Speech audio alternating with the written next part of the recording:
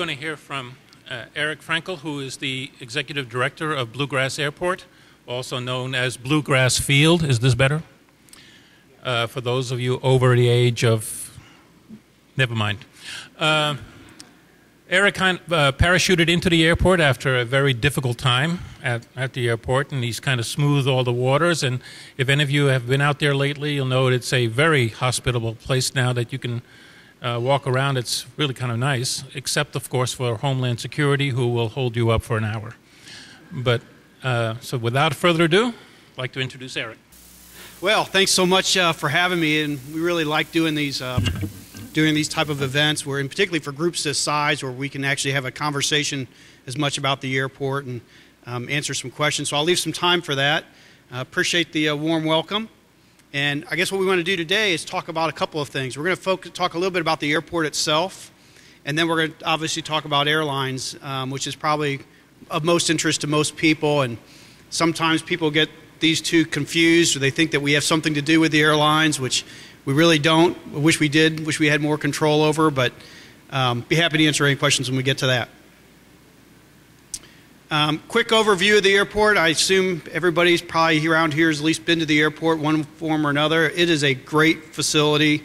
This community, this region should be very proud of this airport, and I think it offers a great front doorstep to the entire region. And when we say the region, obviously it's Lexington Bluegrass Airport, but we really know it really does serve the region. And you can see that on this graphic here. And we know that this is the majority of the passengers come from these counties in this region. I would suggest to you that we get passengers from all over. We know that we lose passengers, travelers to Louisville and Cincinnati, but we also know that we get them to drive from Cincinnati, Southern Ohio, as well as the Louisville area. And as you know, so much of this is driven by the airlines and the fares that they offer. So that highway does work both ways. And so while this represents probably our largest region where we get most of our travelers, we really get them from the entire area. This really shows a makeup, and as many of you are from this area, you'll know that Delta's always been a strong presence in Lexington and the region, and really hasn't changed. But the industry's evolved and changed so much. It has just been a crazy, crazy industry. And it was really crazy prior to 9/11, but it got much more challenging after 9/11, and we'll talk about that in a little bit. There's the markets that we have direct service to. Of course, as you all know, you can pretty much get to anywhere in the world from one of these hubs. And obviously, the Florida cities, we have great low fares to those cities with Legion Airlines, and they have added so much to our community and to this region in terms of offering those services. Has been great. In fact, I'd say, going back to this slide, AirTran's last day was Saturday. We're going to miss them terribly. They were a great airline, but Allegiant's really taken over the routes that AirTran served, so both to Fort Lauderdale and Orlando. So we didn't lose a lot of service in terms of the communities, but AirTran really offered us great opportunities that we were hoping to explore, but obviously when Southwest purchased them, that changed that, and we'll talk about that in a little bit as well. The airport is, I think, misunderstood to some degree, and understandably so, unless you work in this industry. It's really kind of a nuanced entity. It's a governmental entity that acts as an enterprise fund, and what that means is that we operate off our own revenue. We don't receive any taxpayer dollars, local taxpayer dollars. We apply for federal grants like other companies, but we really are self-supportive, and we operate on our own. And I think that's important for lots of reasons, because airports like Bluegrass serve the entire region, not just Lexington and certainly Fayette County. So it's just important to know that. The mayor appoints all 10 of our board members. The board members in turn hire me, or someone like me, or hopefully someone like me. And then we have about 85 staff. Pretty efficient operation. We think we can do better, but we're pretty proud of where we've come, particularly in the last 3 years. I won't spend a lot of time about this. This is really just so people know. We really, again, generate our own revenue, and of course you all know this if you go out there, which is why we charge for parking, and the airlines pay us rent, and general aviation, corporate aviation pays their fair share, and so we take all those revenues from those sources, and that's how we operate and pay for that. It's about a $12 million budget, operating budget, and we're pretty lean. I think the thing about this industry that's most challenging is how regulated it is. And of course, I tell people that, and some people would agree, and I think it's completely understandable. We ought to be regulated for safety. There's no question about that. And we ought to be regulated for security, although you can make some arguments about the level of that. But those things, we ought to be regulated in some form or fashion. But we are very, very regulated on everything that we do at the airport. How we receive revenue, what we use that revenue for, how we attract an airline, what the rules are. It's not as simple as you might think. And believe me, if it were, of course, I probably wouldn't be here. There'd be somebody else that could probably do this. So, but it's a fascinating industry. It's just incredibly, incredibly complicated. And I tell people this, that once you know how the FAA works, air traffic control, TSA, the airport, it is a small miracle when those planes take off and land on time. And I've got complete confidence in the safety of the system, but everything has to time out just perfectly to meet all these regulatory requirements. And of course, we have a private aviation as well. Many of you may not have been over this facility, TAC Air. They're called an FBO, or a fixed base operator. They take care of the fueling, and they take care of all the small aircraft.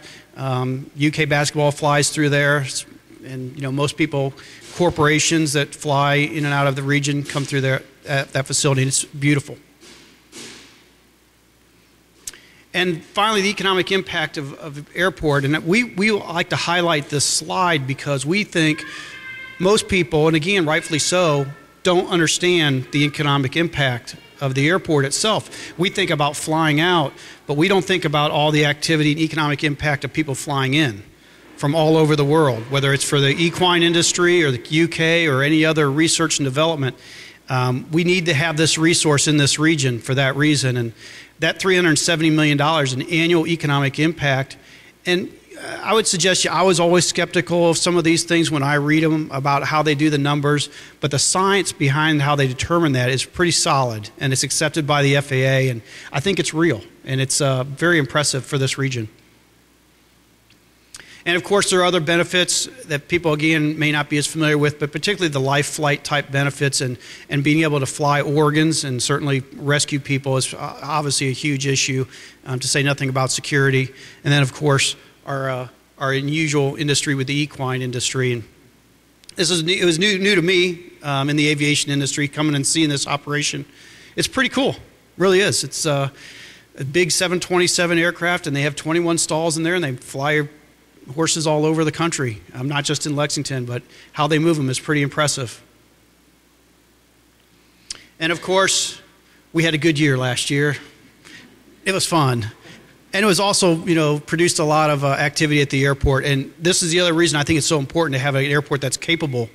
There were so many folks that came out and visited that, but then also the number of aircraft, not only for our team that's flying to other communities, but other communities flying in. The airport's really, really integral in that, and we love to play that role. And this was a lot of fun. I think as airport director, you get a chance to see a lot of people and a lot of good politicians out there that you get a chance to meet. But this was probably the funnest thing that I've ever been involved with. Seeing the team come off the plane and all that crowd out there is great. Now we'll talk about a little bit about the airline industry, which is what most people think about when they think about the airport. This industry has been chaotic at best, and I think most people hear some things, but it is unbelievable when you put it all together, particularly after 9/11.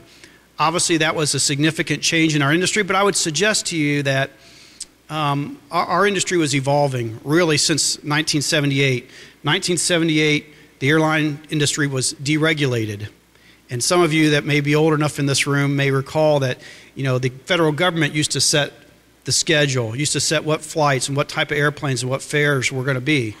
Up until 1978, the airline industry got deregulated, and it's really evolved since then, but it certainly accelerated after 9/11.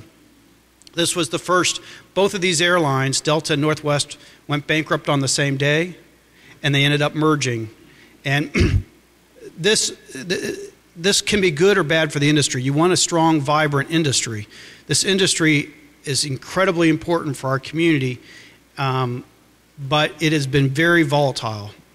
And after, and you'll see this on the I'll wait till I get to the American slide, but this was the first set of bankruptcies post 9/11, but there were more to come. But when these mergers happen, communities our size do usually get impacted negatively because there's less cities that are served. Obviously, we had service to Cincinnati. We no longer have service. It no longer operates as a hub. We had service to Memphis. It no longer operates as a hub, and we don't have service there anymore. Now, we can connect wherever we're going in the world. We still have great access, and we have great geography for that. But that merger did affect us. Similar to this one hasn't affected us yet. We had Continental service to Houston, and we have United service to Chicago. That merger hopefully will make the industry stronger. Hopefully we'll keep both of those cities. Both of those cities are important, again, particularly for international activity. So, but again, it's one less airline, one less competitive feature. And then this one was painful for us for a number of reasons. We had gone through a lot of effort to attract AirTran back in 2010. We were really, really excited to have them because they offer such a great product and a great price. In fact, I would suggest they were more attractive than Southwest. Southwest has done great marketing, and they've got a great reputation, and they are a great company, but AirTran was a better product for us. So when Southwest acquired them, and obviously Southwest being right up the road in Louisville, we knew that that was going to be painful for us, and in fact it was. But it was also painful for the industry because we had a great competitor with AirTran that the industry doesn't have now. So we're getting down to just a handful of airlines. And then finally, American Airlines, God love them, they were the last airline to declare bankruptcy. All the airlines that exist today have at one point declared bankruptcy, and American was the last one. They held off as long as they could, but what happens in an industry, in any other commodity type industry, once that first airline went bankrupt and they controlled their costs and became very competitive, it put pressure on the other airlines, and they just couldn't compete with that. So it was really a trickle-down situation, and it was painful. American's a great airline. We think that they'll continue to be a viable entity. They may now consider merging with U.S. Airways. You'll hear a lot about that. We have U.S. Airways too, and U.S. Airways is a great airline, but there again, if they merge, we'll be down to one, and we'll be down to 3 or 4 handful of airlines before you know it. And I'd suggest to you that while we have great service for a community in a region our size, there's going to be less competition, and of course that'll drive prices up. The exception, of course, being Allegiant, and we are really pleased to have Allegiant in this market because Allegiant, for those of you who aren't familiar, right now serves 4 Florida cities with direct service, large aircraft, very reasonable or low fares, and sometimes very low fares. And depending how far you book in advance, you can get a really good fare going back and forth to Florida. We think that they're an airline that adds a great balance for us. We have all the network carriers going to all the hubs, but yet we have Allegiant has low fare service to Florida so people can go on vacation, and it's a great mix. So with that, I think I'll end there. I would suggest tell you one other thing, and then I'll answer any questions.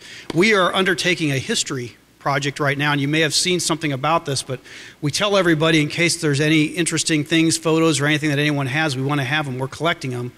Bluegrass Field, as it was known, is really the 3rd airport in Lexington. There's 2 other ones prior to that, and there's never been a compilation of the history of aviation in this region, so we're working on that right now. It's very interesting. Some of the people that have flown in here over the years, really going back to the late 1920s, and this is, again, the 3rd airport in this region, and we're excited about that project. So I just want to leave you with that. If you have anything, contact Amy or myself, and we'd love to get copies of photos or anything that anybody has. Now, with that, I'd love to open it up for questions and thoughts, comments from anyone. Comair. Good question. We talked about this a little bit earlier. An interesting thing about Comair, you may have read in the newspaper recently, Delta, which owns Comair, is going to shutter that operation. They had a headquarters up in Cincinnati, very vibrant. They were a leader in many ways. In the early 90s, they were a leader in our industry. So it was a sad day, and it's particularly notable, obviously, in Lexington because of the accident, and that's how people probably remember that name and that accident. However, it really won't impact most communities, and it won't impact us. Delta contracts with several different of their regional affiliates that provide service on the small regional jets, And so what they're basically doing is optimizing their system. They're basically going to go from 4 providers down to 3 providers of the 50-seat jets, the 70-seat jets, that type of thing. So the consumer, we really won't see an impact. We really won't know the difference. Again, the airport industry, the airline industry, will know because there's one less competitor out there. And I can assure you that the folks up in Cincinnati know it. Obviously, them going from a hub to not operating as a hub. They had a large corporate facility. They had a lot of jobs up in that region, northern Kentucky. And I say this, that we all feel that. And while Cincinnati's a competitor and we may have lost flights to and with them over time, it probably wasn't good for the Commonwealth that happened. And so if I'm not being parochial and just thinking of Lexington, I would suggest to you that was probably not good for the Commonwealth of Kentucky when they shut that hub down. And Comair is really another part of that. Other thoughts? The lengthening of the runway, is that still an ongoing? Wow, that's a blast from the past. For those of you who didn't hear, he asked about the lengthening of the runway. And again, folks, you may have been around for a while. This was a big controversy in the late 90s. And it's not something that we're going to pursue. It was all for all the right reasons from the previous management back then. What they were trying to do is made sure they had a viable air transportation system that could serve the region with the aircraft at the time. Aircraft has changed. And we have a 7,000-foot runway. We pretty much accommodate any of the aircraft today. We have an MD-80 that flies daily with Allegiant. They had a 757 that flew in here weekly. We have the Shakes plane, which is a 747 that flies in here occasionally. So we can accommodate most aircraft going to most destinations. And so I don't see any need, at least in the foreseeable future, to make that change. And again, I don't second guess those folks because at the time, based on the aircraft type that were out there, they thought that was in the best interest of the community to pursue it. I don't see, we're actually going through a master planning process right now, and I really don't see any changes to the envelope, the existing, perimeter of the airport going forward. We need to get better at doing some things operationally, and we need to think about the airport differently in the respect that we want to have a diversified type of operation out there and not be so dependent on a shrinking airline industry. And that would not be in the best interest of Lexington. So what we're going to be focusing on during this master planning process is really how we operate in our strategy to diversify our revenue and make sure that we have a viable airport for years to come. Sir? How does the TSA work for the airport? They funded independently or does the funds from the airport? TSA, for those of you who didn't hear, he was asking about how TSA operates. TSA is really a federal government program. They're like the FAA. They don't really have a relationship other than they operate in our terminal and they set up the rules that we operate by. But they're a federal government operation. You actually pay for them as part of your ticket tax. There's a $2.50 charge per segment on your airline ticket that actually funds them or funds Homeland Security, which in turn funds them. They would say that's not enough, and most people, wouldn't be surprised that that's ever enough. I think we were talking at our table earlier, and we are really blessed to have a great staff out there. The TSA staff themselves are very good people. They're nice people. They have a job to do, and we should respect that. That said, I think our country, and particularly the aviation industry, has tried to do too much, and we didn't really find balance. We have so much resources, and we try to spread them so thin that we may not be good at anything. At some point, we have to make judgment calls about risk, and that we would accept some risk in some areas so that we can use what resources we have to maximize them on the highest risks. Our industry is getting better at that, but we weren't good at that, and we still have work to do. Eric, can you tell a little bit about communities that you're doing, still doing, Yeah, and particularly for anybody in this room and anybody in this region, we really do a lot of stuff outreach to the community because we really want the airport to be something more. It is a community asset, a regional asset, and we want it to be something more than when people fly out. So we do a couple events, physical fitness events, second Sunday. You may have heard about that, but next year we did this year, and we're going to do a special one next year, a 5K on the runway for those of you who like to run or do those type of events. We do school tours for all age groups. And while you don't typically think about that as the younger kids, we've done senior citizens out there that go behind the scenes in areas that you don't normally see on the airport, or they go up in the tower. And it's a really great program. If you have groups, see Amy or I, and we'd love to have people out, because we think, again, the more people understand the airport, see the airport, the more they'll appreciate it. The museum. First of all, let me see a show of hands. Who knows that there's a museum out there, an aviation museum? Okay, half of you. Of those half, how many's actually been out there? About half of that. Interestingly enough, we were talking about this getting into our table. That museum is really, really impressive. And, I'm an aviation guy, so I kind of liked it anyway. But when I first came to town, I said, Aviation Museum, they got a small hangar, and that's cool and everything. But when I went over there and saw how much stuff they have, it is really impressive.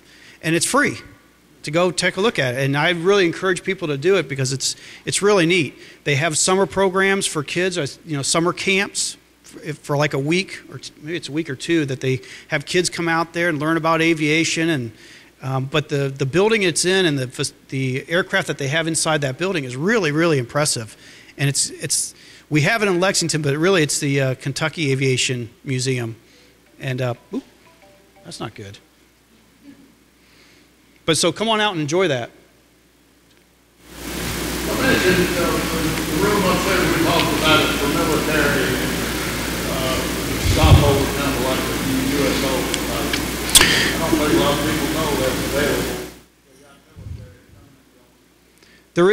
There is a room in the terminal, and for those of you who aren't familiar with the terminal, as you go down the main concourse, Concourse B, where the Delta carrier is, there's an area right there by our restaurant, and it goes up to another floor, and it's our club. It's the Club of Bluegrass. And it's a room that we own and we control, and we let folks up there, and particularly, again, our military folks, but anybody who's a member of any of the airline clubs can go up there for free. And what happens, of course, at our airport is people know our airport. They know they can get through quickly, so they don't spend a lot of time in there. But if you find yourself with some time and you want to go up there and you're a member of any of the airline clubs, or I think we have a $1 or $10 day, you can spend the pass up there. But it's a nice business area. It's more comfortable. It's quiet, and got a lot of nice amenities up there, and people can certainly enjoy that as well. Thanks for bringing that up. Am I out of time? I'm out of time.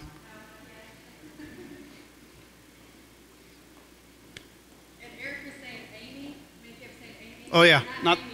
Oh, no, yeah. You can use this Amy, too. Amy Cottle is the marketing and community relations Director at the airport. So if you can't get there, Amy's the person you call. She's very nice. She's my dad's boss. So she's a nice person to organize tours with and get information if you need more of that airport stuff.